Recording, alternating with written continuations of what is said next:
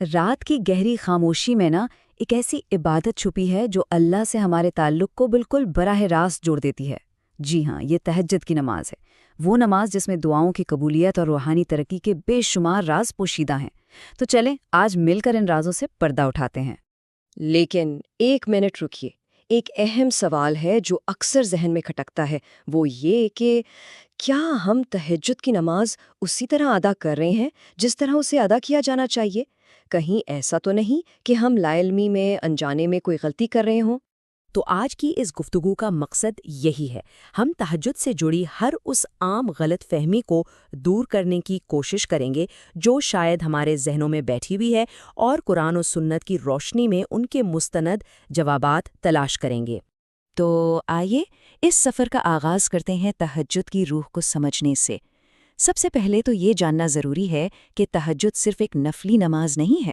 نہیں، یہ اللہ کی طرف سے اپنے خاص بندوں کے لیے ایک بہت بڑی نعمت اور قربت کا ایک انمول تحفہ ہے۔ اس کی عظمت کا اندازہ آپ اس حدیث مبارکہ سے لگائیے جس میں نبی کریم صلی اللہ علیہ وسلم نے فرمایا کہ فرض نمازوں کے بعد سب سے بہترین نماز رات کی نماز ہے، یعنی جتنی بھی نفلی عبادتیں ہیں ان میں اس کا مقام سب سے اونچا ہے۔ اور یہی نہیں، قرآن کریم میں اللہ تعالیٰ نے تہجد پڑھنے والوں کو مقام محمود کی خوشخبری دی ہے، یعنی ایک ایسا بلند اور قابل تعریف مرتبہ جس کی ہر طرف تعریف ہو۔ یہ وہ عبادت ہے جو انسان کے درجات کو واقعی بلند کرتی ہے۔ خاص طور پر رات کا آخری پہر، یہ کوئی معمولی وقت نہیں ہوتا۔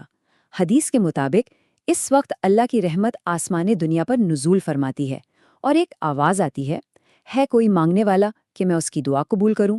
ہے کوئی بخشش چاہنے والا کہ میں اسے بخش دوں؟ سوچیں ذرا۔ تہجد کی اس عظمت کو جاننے کے بعد اب آتے ہیں ان عملی سوالات کی طرف جو اکثر ہمارے ذہنوں میں الجھن پیدا کرتے ہیں۔ چلیں ایک ایک کر کے ان تمام باتوں کو صاف کرتے ہیں تاکہ یہ عبادت پورے اطمینان کے ساتھ ادا کی جا سکے۔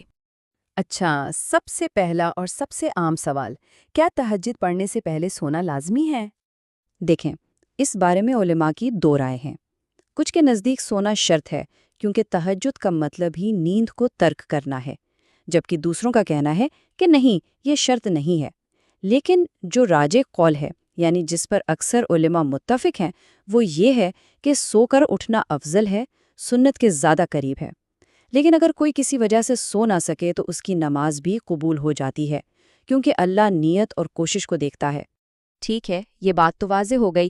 تو پھر اگلا سوال یہ ہے کہ اس نماز کا صحیح وقت کیا ہے؟ تہجد کا وقت عشاء کی نماز ادا کرنے کے فوراً بعد شروع ہو جاتا ہے اور یہ فجر کی اذان سے پہلے تک رہتا ہے۔ لیکن جیسا کہ ہم نے بات کی، اس کا سب سے افضل اور بابرکت وقت رات کا آخری تہائی حصہ ہے، جسے ہم سحری کا وقت بھی کہتے ہیں۔ اگلا سوال رکعتوں کی تعداد کے بارے میں ہے، جو بہت سے لوگوں کے لیے ایک کنفیوژن کا باعث بنتا ہے کہ بھئی کتنی رکعتیں پڑھیں۔ تو اس میں کافی آسانی ہے، آپ اپنی ہمت اور وقت کے مطابق 2، 4، 6، 8 یا 12 رکعتیں بھی پڑھ سکتے ہیں۔ یہ سب تعداد ثابت ہے۔ ہاں، نبی کریم صلی اللہ علیہ وسلم کا جو عام معمول تھا وہ 8 رکعت پڑھنے کا تھا۔ لیکن تعداد سے زیادہ ایک چیز اہم ہے، اور وہ ہے یہ اصول کہ اللہ کے نزدیک سب سے پسندیدہ عمل وہ ہے جو ہمیشہ کیا جائے، بھلے ہی تھوڑا کیوں نہ ہو۔ یعنی روزانہ 2 رکعتیں پڑھنا کبھی کبھار 12 رکعتیں پڑھنے سے کہیں بہتر ہے۔ استقامت یہی وہ چابی ہے جو بندے کو اللہ کے قریب کرتی ہے۔ تو جب وقت، نیت اور رکعتوں کے بارے میں سارے شکوک دور ہو گئے تو اب سب سے اہم مرحلہ آتا ہے، اس نماز کو ادا کیسے کیا جائے۔ آئیے اس کا انتہائی سادہ اور عملی طریقہ دیکھتے ہیں۔ طریقہ بہت سادہ ہے، بالکل عام نفل نماز کی طرح۔ دل میں نیت کریں، تکبیر کہہ کر نماز شروع کر دیں، جو بھی صورتیں یاد ہوں ان کی تلاوت کریں۔ رکوع اور سجود عام نماز کی طرح ہی ہیں، بس سب سے خاص بات اس کے سجدے ہیں، جن میں دل کی گہرائیوں سے دعا مانگنی چاہیے۔ اور نیت کے بارے میں یہ بات یاد رکھنا بہت ضروری ہے۔ اصل نیت دل کے پختہ ارادے کا نام ہے۔ زبان سے الفاظ ادا کرنا، جیسے میں نیت کرتا ہوں، یہ لازمی نہیں ہے۔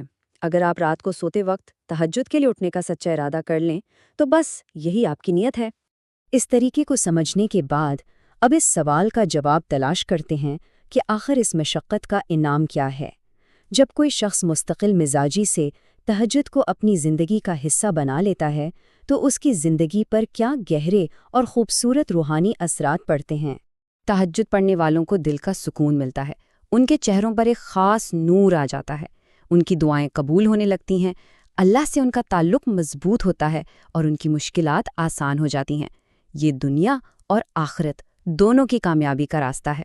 اور یہ بات اس عبادت کی طاقت کو شاندار طریقے سے بیان کرتی ہے۔ کہتے ہیں کہ سحری کے وقت مانگی گئی دعا میں اتنی طاقت ہوتی ہے کہ وہ تقدیر پر بھی اثر انداز ہو سکتی ہے۔ کیوں؟ کیونکہ اس وقت بندہ اپنے رب کے سب سے زیادہ قریب ہوتا ہے۔ تو سوال یہ ہے کہ کیا ہم اس عظیم عبادت کو اپنی زندگی کا حصہ بنا کر وہ روحانی تبدیلی لانے کے لیے تیار ہیں